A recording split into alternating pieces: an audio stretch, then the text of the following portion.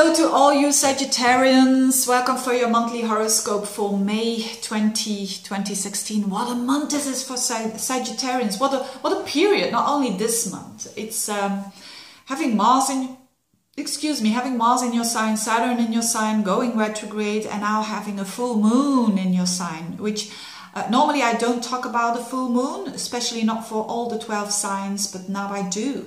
Because it's such a special full moon in Sagittarius now. Let's start with it actually, with that full moon. It's happening on the 21st, but it's like a building up there. So there is this, with the full moon, the moon will be in your sign together with Mars, which shows very strong desires, and also with Saturn. So not only you act because of how you feel, you also try to do that in a mature way. That's Saturn in your sign.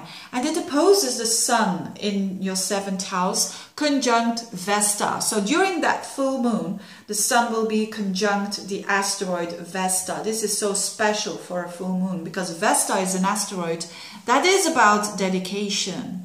Dedication, commitment, focus, self-respect.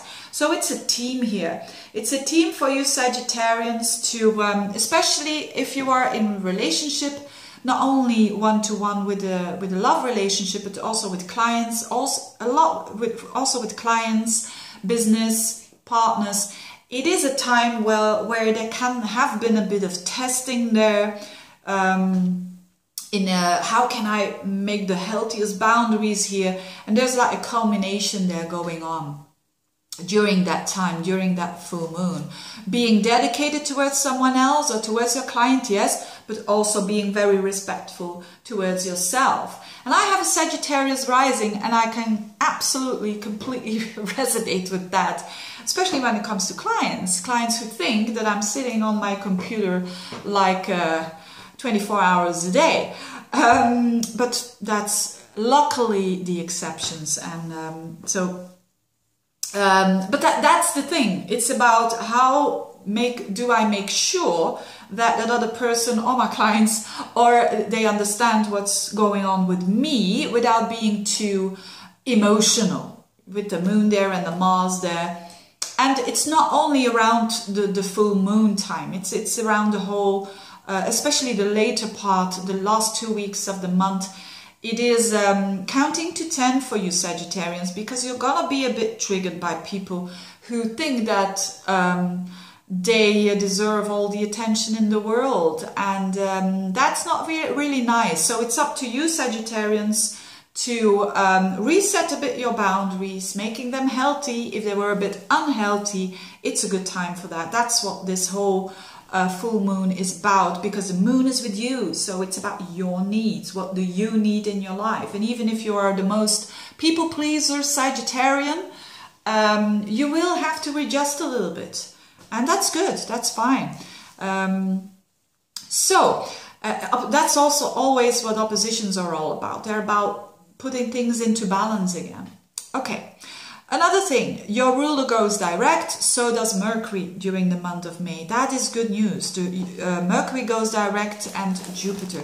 So Jupiter goes direct on the, which is your ruler, by the way, on the around the 10th, and Mercury around the 23rd.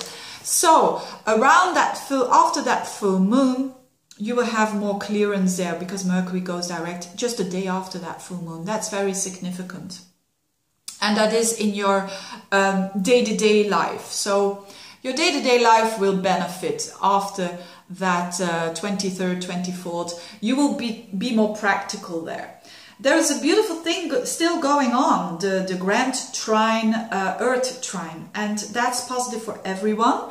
But for everyone, it's on different levels. So for you, it's in the workhouses. So the Mercury is there in your 6th house of your day-to-day routines, your health. And then Jupiter is in your 10th house of work and social status. And then Pluto is in your 2nd house of your confidence and of your money.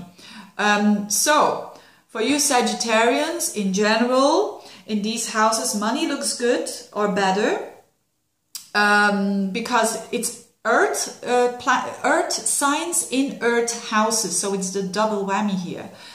Also things about your self-confidence, way better during the month of May. Already started in April, the last part of April. I'm doing these in April, so maybe you're watching this around the end of April as well. So you're starting to feel it already. More stability that you created there by your own effort with the Mars in your sign. So that's good. So the very positive thing is still continuing in May, which is this good Earth trine.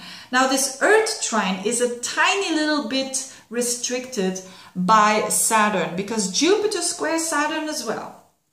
And Saturn is in the house. It's in your first house, squaring up to Jupiter in your 10th house. So again, this square is not so tough because so Saturn is in a tense aspect with Jupiter. Jupiter is you. Jupiter means growing. Saturn means not growing, restricting, working hard. So these are a bit in a clash. Actually, in easy English, it means you're growing, absolutely, but slowly. That's the thing about Jupiter square Saturn. You're growing, but it's slowly.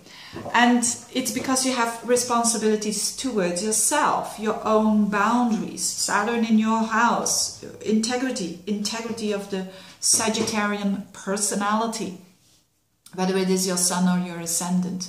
You need to respect your own boundaries, healthy boundaries. But on the other hand, you want to grow when it comes to work. Jupiter in your 10th house. So there's a bit of a friction there. But the friction is not that bad, because that Jupiter, that same Jupiter, is making all those beautiful aspects with Pluto and Mercury. So with the Earth trine that I was talking about. So that relaxes it a little bit.